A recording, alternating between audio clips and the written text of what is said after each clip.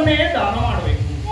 ಧಿಯಾದೇಯ, ಭಯದಿಂದ ದಾನ ಮಾಡಬೇಕು. ತೆಗೆದುಕೊಂಡವನು ಏನು ಹೇಳ್ತಾ ಬೇಕು ಎಲ್ಲ ಹೇಳಿದ್ದಾರೆ. ಆದ್ರೆ ಇಲ್ಲಿ ಯಾಗ ಆಗ್ತಾ ಇದೆ. ಯಜ್ಞ ಅಂದ್ರೆ ಏನು? ನಾನು ಗೌಮ್ಯರಲ್ಲಿ ಕೇಳಿ ಅವರು ಹೇಳಿದ್ದಾರೆ. ಅರ್ಥವಾಗದ ನಾನು ಆಗ ಹೌದು ಹೌದು ಅಂತ ಈಗ ಗೊತ್ತಾಗ್ತದೆ. ಲೋಭವನ್ನ ತ್ಯಾಗ ಮಾಡದೆ ಯಜ್ಞ ಮಾಡಿದ್ರೆ ಅರ್ಥ ಇಲ್ಲ. ಅಪ್ರಶ್ನಾಹ ಪಿತೃವಾಕ್ಯ. ಆ ಕಾರಣದಿಂದ ಸುಮ್ಮನಿದ್ದೇನೆ, ಆದರೆ ಸಮಾಧಾನ ಆಗ್ತಾ ಇಲ್ಲ. ಹಾಗಾದ್ರೆ ಅಪ್ಪನ ಈ ಕಾರ್ಯಕ್ರಮದಲ್ಲಿ ಶ್ರೀಯಾದೇಯಂ ಆಗ್ತಾ ಇಲ್ವಲ್ಲ. ಅಪ್ಪನಿಗೆ ಇಂತಹ ಕಾರ್ಯಕ್ರಮಗಳನ್ನು ಮಾಡಿರ್ತಕ್ಕಂತಹ ವ್ಯಕ್ತಿಗೆ ಆನಂದ ಎನ್ನುವಂತಹ ನರಕ ಪ್ರಾಪ್ತಿ ಆಗ್ತದೆ ಅಂತ ಕೇಳಿದ್ದೇನೆ. ಪೂರ್ಣವಾಗಿ ಇಂತಹ ಕೆಲಸಗಳನ್ನು ಮಾಡ್ತಾರೋ ಅವರಿಗೆ ಆನಂದ ಎನ್ನುವ, ಆನಂದ ಅಲ್ಲ ಅನಂದ, ಆನಂದ ಎನ್ನುವ ನರಕ ಪ್ರಾಪ್ತಿ ಆಗ್ತದೆ ಕೇಳಿದ್ದು. ಆದ್ದರಿಂದ ಇದು ಸರಿಯಲ್ಲ. ಹಾಗಾದ್ರಿಂದಾಗಿ ಪುತ್ರ ಹೇಗಿರಬೇಕು? ಪುನ್ನಾಮ ತ್ರಾಯತೆ ಇತಿ ಪುತ್ರ ಅಲ್ವೇ. ಹಾಗಾಗಿ ನನ್ನ ತಂದೆಯನ್ನ ಇಂತಹ ಅಕಾರ್ಯಗಳಿಂದ ನಾನು ರಕ್ಷಿಸಬೇಕಾಗಿದೆ. ಹಾಗಾದ್ರೆ ತಂದೆಯಲ್ಲಿ ಇರ್ತಕ್ಕಂಥ ಒಳ್ಳೆಯದನ್ನು ನಾನು ಕೊಡ್ಲಿಕ್ಕೆ ಹೇಳಬೇಕೆ? ವಿರೋಧ ಆಗ್ತದೆ. ಅವರಾಗಲೇ ಹೇಳಿದ್ದಾರೆ ಒಳಗಿರೋದು ತರಬೇಡ, ಆ ಒಳ್ಳೆಯ ಉತ್ತಮವಾದ ಗೋವನ್ನು ತರಬೇಡ ಅಂತ ಹೇಳಿದ್ದಾರೆ ಅಂದಮೇಲೆ ಅದನ್ನೇ ಕೊಡಬೇಕು ಅಂತ ನಾನು ಹೇಳಿದರೆ ವಿರೋಧ ಆಗ್ತದೆ. ಆದ್ದರಿಂದ ಬೇಡ. ಇದು ಅಪ್ಪನ ಸಂಪತ್ತಾಗಿರ್ತಕ್ಕಂಥದ್ರಲ್ಲಿ ಯಾವುದು ಒಳ್ಳೆಯದುಂಟು? ನೋಡಿದೆ ನೋಡಿದೆ ನೋಡಿದೆ, ಆಗ ನಾನೇ ಅವನ ಸಂಪತ್ತು ಅಂತ ಕಾಣ್ತದೆ ನನಗೆ.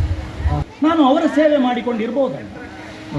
ಯಾವುದೋ ಋಷಿಗೆ, ಯಾವುದೋ ಮಹನೀಯನಿಗೆ, ಯಾವುದೋ ಕೃಷಿಕನಿಗೆ ನಾನು ದಾನ ಹೋದೆ ಅಂತಾದರೆ ಅವನ ಮನೆಯಲ್ಲಿ ಸೇವೆ ಮಾಡಿಕೊಂಡು ನಾನು ನನ್ನ ತಂದೆಯ ಈ ಅಕಾರ್ಯವನ್ನು ಒಂದಿಷ್ಟು ಕಡಿಮೆ ಮಾಡಬಹುದು ಎನ್ನುವ ಭರವಸೆ ನನ್ನ ಮನಸ್ಸಿನಲ್ಲಿ ಬರ್ತಾ ಇದೆ.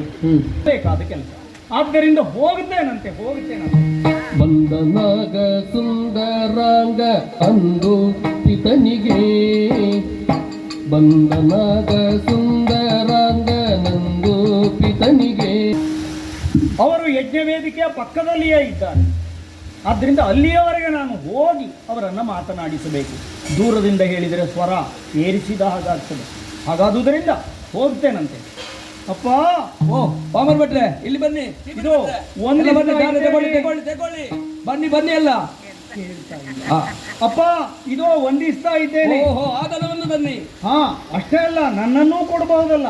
ನನ್ನನ್ನ ಯಾರಿಗೆ ಇದ್ದೀರಿ ಅಪ್ಪ? ನಾನು ಒಬ್ಬ ಯೋಗ್ಯನಲ್ವೇ? ನಾನು ಪೋರ.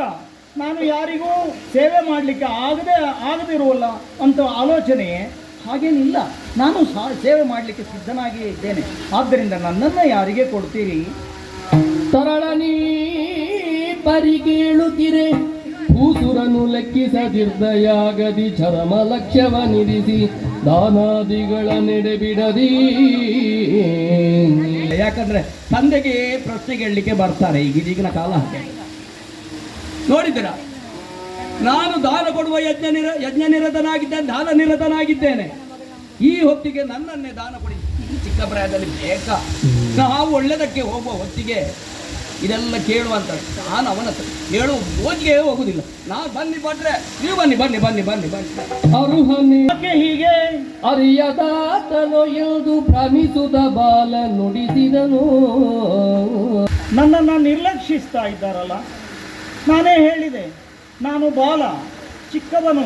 ಆದುದರಿಂದ ನನಗೆ ಯಾವುದನ್ನೂ ಮಾಡಲಿಕ್ಕೆ ಆಗುವುದಿಲ್ಲ ಎನ್ನುವ ಭಾವವೇ ಹೆಸರೇ ನನ್ನದು. ಚಿಕೇತ, ಏನನ್ನೂ ಮಾಡಲಿಕ್ಕೆ ಏನನ್ನೂ ವ್ಯವಸ್ಥೆ ಇದ್ದವನಲ್ಲ ಎನ್ನುವ ಭಾವ. ಆದರೆ ಭೂಮಿಯಲ್ಲಿ ಹೋದ ಮೇಲೆ ಹಾಗಾಗಲಿಲ್ವಲ್ಲ. ನಾನು ಅಲ್ಲಿ ಅವರ ಮುಕ್ತಿನ ಶಿಷ್ಯನಾಗಿದ್ದೇನೆ, ಅವರ ಅಕ್ಕರೆಯ ಶಿಷ್ಯನಾಗಿದ್ದೇನೆ. ಆಗ ಅವರಿಗೂ ಕೂಡ ಆಹ್ವಾನ ಬಂದಿತ್ತು ಈ ಯಜ್ಞದ್ದು. ಗುರುಗಳೇ, ನೀವು ಬರುವುದಿಲ್ವಾ ಅಂತ ಕೇಳಿದೆ. ಸಣ್ಣ ಮುಗುಳ್ನಗು. ಅವರಿಗೆ ಗೊತ್ತಿತ್ತು ಅಂತ ಈಗ ಅಂದಾಗ ನನಗೆ ಆ ಊಹೆ ಆಗ್ತದೆ. ಬಾಲನ ನುಡಿಯ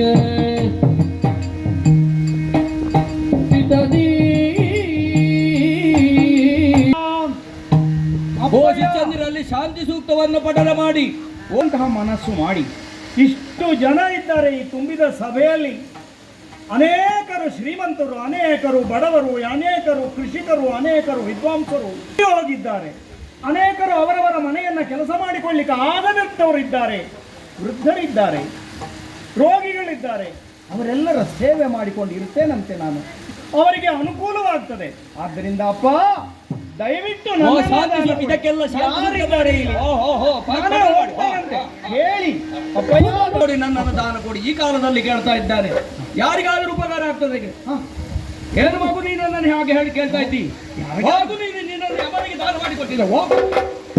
ಯಮನಿಗೆ ಸಂತೋಷವಾಗಿ ಕೇಳಿ ಸಂತಸದಿಂದ ಬಾಲನು ಆದೀತಲ್ಲ ನಿರ್ದೇಶವಾಗಿರ್ತಕ್ಕಂಥ ದಾನ ಪ್ರಕ್ರಿಯೆ ಅಲ್ಲ. ಇಲ್ಲಿ ಯಮನಿಗೆ ಕೊಟ್ಟಿದ್ದೇನೆ, ಹೋಗು ದಕ್ಷಿಣ ದಿಕ್ಕಿಗೆ. ಅಪ್ಪ ಆದೀತಲ್ಲ, ಅಪ್ಪನ ವಾಕ್ಯವಲ್ವೇ? ಪಿತೃವಾಕ್ಯಾನಿ ಅಪ್ರಶ್ನಾನಿ, ಅದರಿಂದ ಹೋಗಲೇಬೇಕು. ಹೋಗಶ್ರವಸ್ ಅದಕ್ಕೆ ಸರಿಯಾಗಿ ನನ್ನನ್ನು ನೇರವಾಗಿ ಯಮನಿಗೆ ಕೊಟ್ಟಿದ್ದೇನೆ ಅಂತ ಹೇಳಿದ್ದಾರೆ ಅಂತ ಕೇಳಿದೆ. ನನ್ನನ್ನು ಸಂತೋಷಪಡಿಸು, ಮತ್ತೆ ನಿನಗೆ ಒಳ್ಳೆಯದಾಗ್ತದೆ ಅಂತ ಅಮ್ಮ ಶ್ರೀರಕ್ಷೆಯನ್ನು ಕೊಟ್ಟಿದ್ದಾರೆ. ಮಕ್ಕಳ ಯಾರೋ ಬರ್ತಾ ಇದ್ದಾರೆ, ಇರಲಿ ಬರಲಿ, ನಾನು ಹೊರಡ್ತೇನೆ. ಹಾಗಾಗಿ ಬಹುನಾಮೇಮಿ ಮಧ್ಯಮ, ನಾನು ಮಧ್ಯಮನಾಗಿದ್ದೇನೆ. ಅನೇಕರು ನನ್ನೊಟ್ಟಿಗೆ ಬರ್ತಾ ಇದ್ದಾರೆ, ಜೊತೆಗೆ ಇನ್ನೊಬ್ಬರಿಗೆ ನಾನು ಕೆಲವರು ಇದ್ದೇನೆ, ಆದ್ದರಿಂದ ಹೋಗ್ತಾ ಇದ್ದೇನೆ. ಇನ್ನೂ ಬರುವವರು ಇದ್ದಾರೆ.